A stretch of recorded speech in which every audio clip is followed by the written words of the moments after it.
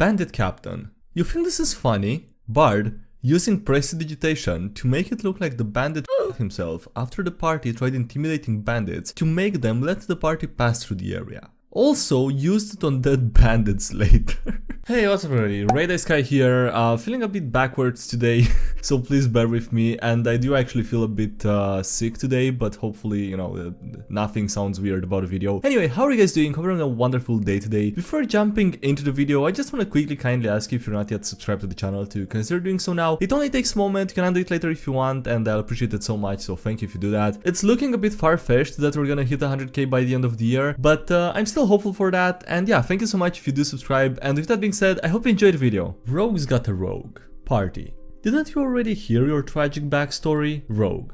And you'll hear that again. You gotta tell your tragic backstory with every opportunity you have, okay? I mean, that's basically why you have that story, right? What are the limitations that you put on healing magic in your games? Cleric, trying to cast Revivify on the NPC that I described getting ripped in half by a fire giant. Me, dumbfounded and wondering whether I should let them try and waste mats and a spell slot, or interrupt the scene to explain the limits of healing magic. I actually never even considered, you know, limitations for stuff like that. Why are they letting me DM when I don't know how half of the game works? DM.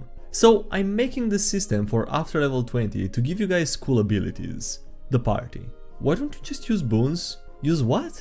To be honest, I wouldn't have known what these are if I hadn't read about them like last week in a meme, I think. I had no idea, I hadn't heard about them until then. They've always been strong, yo. Inexperienced players, and thinking rangers are bad because of memes. Pass without trace, conjure animals, and gloomstalker. Gunk? No, you can't play a monk with a gun, that doesn't make sense. Okay, so Gunk is the name for monk with a gun, yeah, it makes sense, I guess.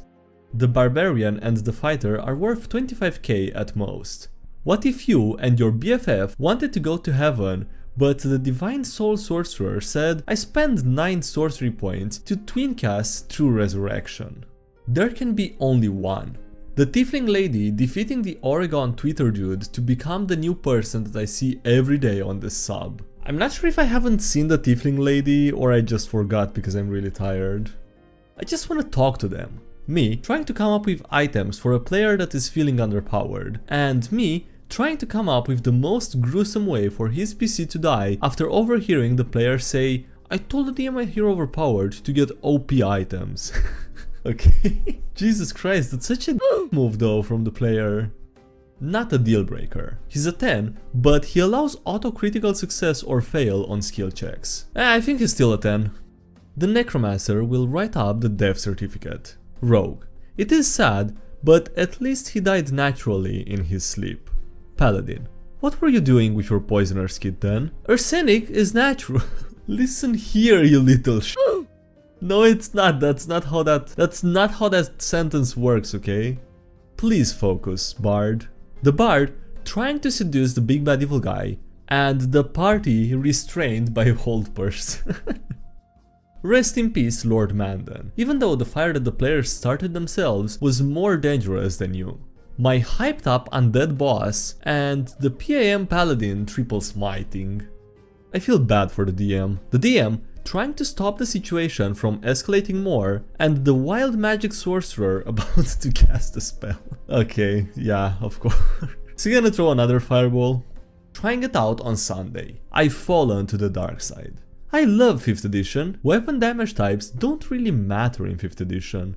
There's a large power discrepancy between casters and marshals. I wish the system was less simplistic. Let's try Pathfinder. Don't you there. DM. As you open your eyes, all you can see is darkness. Player. I have dark... Don't say it. Don't say it. The abyss lies between never and always, except for one layer, which is Tuesday. New players learning the multiverse. I just saw 1 trillion different realities folding onto each other like thin sheets of metal forming a single blade. Planescape players. Yeah, the time knife, we've all seen it. Interesting facts, the layers of the abyss are navigatable using the Jeremy-Bearimy principle. Yeah, okay, that was actually an interesting fact. Tumblr gets it. The chaotic druid with a fondness for casting heat metal. What's dentistry like in this kingdom? What are the feelings made out of? The DM. I don't like the direction that this conversation is taking. Must we do this? Cast heat metal on regular armor like a normal murderer. Oh god, okay, I get it now. Oh god, Jesus Christ. No, that is horrifying. I don't have feelings, but that is just disturbing to think of, dude.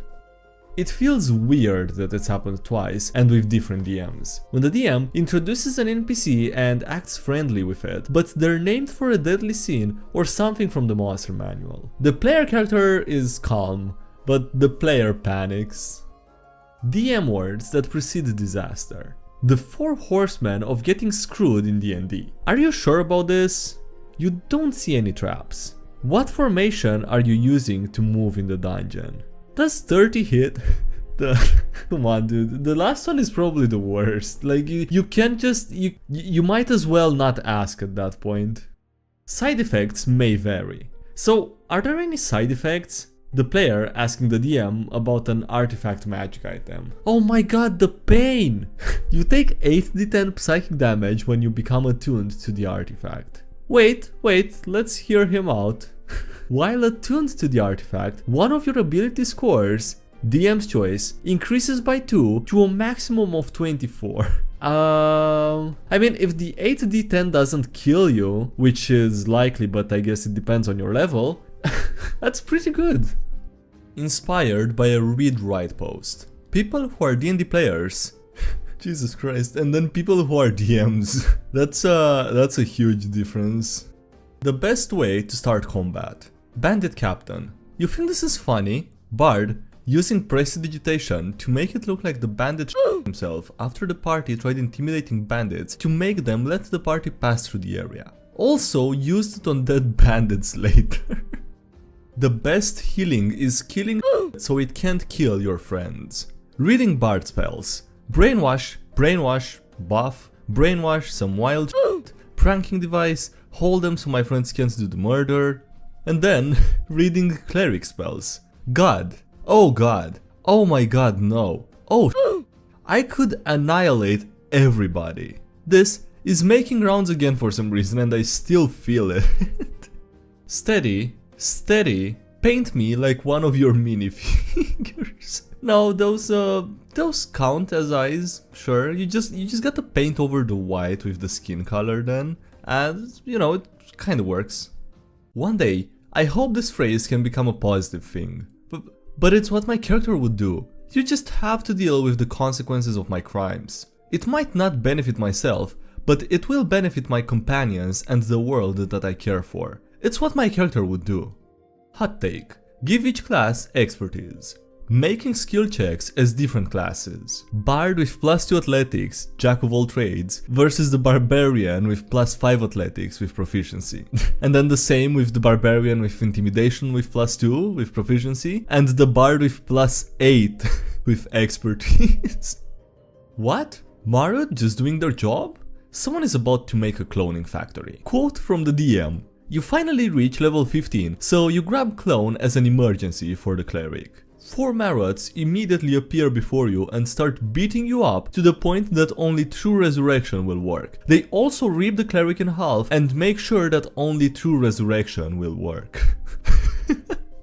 Any advice? Me, role-playing the same character cause I play the same race, and then me trying a new race and still role-playing the same character. I mean, I think for this scenario, for this problem, the best thing you can do would be to try to roleplay someone specifically, like try to, you know, pretend that you're someone from a movie or some other character, whatever, from anywhere else. Because otherwise, yeah, I think I end up doing the same thing usually, just playing pretty much the same character regardless of what I am supposed to be trying to play.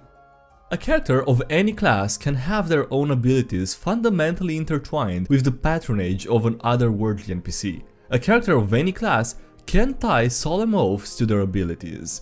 A character of any class can tie instruments into their abilities. The only limiter is intuitive reasoning. Me, calmly explaining to my players for the 11th time this month that classes are merely a mechanical template that outlines the PC's set of abilities, and that any fluff presented in any of the class description are completely arbitrary and can be discarded on a whim and replaced with thematics more befitting to the character's background or origin. The solution is so simple, but it's what my character would do. Yeah, and that's what my NPCs would do. 18d4 rock throwing damage. Don't worry, no PC stayed dead that session. You're the cleric of the party. You're far away from the rest of the party. First boss hits a party member with power word kill. Second boss casts anti-magic field right onto them. Well, I mean, no PC stayed dead that session, I guess, but that really started off badly. BDG meme to soothe the pain of grief. DM kills the favorite NPC in a tragic scene. Players. My first reaction was, wow, you did a masterful job pulling our heartstrings and investing us in your story. Truly commendable. My second reaction was, what the f***? What goes around? First level wizard and first level fighter with the 1d4 giant rats, and then the 13th level fighter and 13th level wizard with leech casting power word kill. Niche joke is niche. DM. You walk into a town, or rather what's left of one. You see one man sitting amongst the ashes. Ranger. I ask him what happened. NPC who witnessed a pyromancer duel. There was a firefight. Yeah, no, I can confirm that this is a niche joke because I don't get it, and I'm too tired to look up context to actually get it. Resource management is difficult. Fireball, shatter, magic missile. No, the true one is firebolt, yeah. She's out of spell slots, by the way. Flurry of bullets. Monk. I would never use a weapon. Enemy casts anti-magic field. Okay, and then the monk with a weapon, yeah.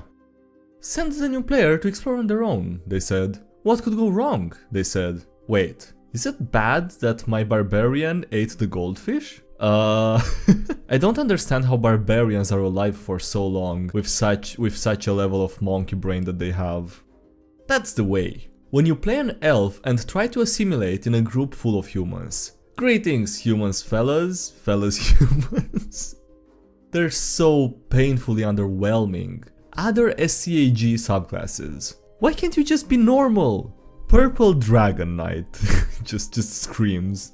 We were all surprised by that outcome. The lawful stupid paladin decides to talk to the undead, threatening the caravan before attacking. Turns out, they're corrupted paladins seeking relics that the caravan stole. It becomes a full-blown courtroom drama with witnesses and shocking revelations. The paladin wins the case and frees everyone. I mean, okay, I haven't used that word a lot on the channel, but that sounds really poggers. That sounds like a little PogChamp moment right there. Anyway, on that little poggers moment, we're gonna end the video here. So thank you so much for watching, I hope you enjoyed. Don't forget to leave a like on the video and subscribe for more if you haven't already. Also, thank you to everyone supporting the channel on Patreon. I really appreciate it, so thank you so much for that. Links below if you wanna check those out, as well as links to the social media, Discord server, DnDMemes, and yeah, that's it. Thanks again for watching. I'll see you next time. Have a great day. Bye.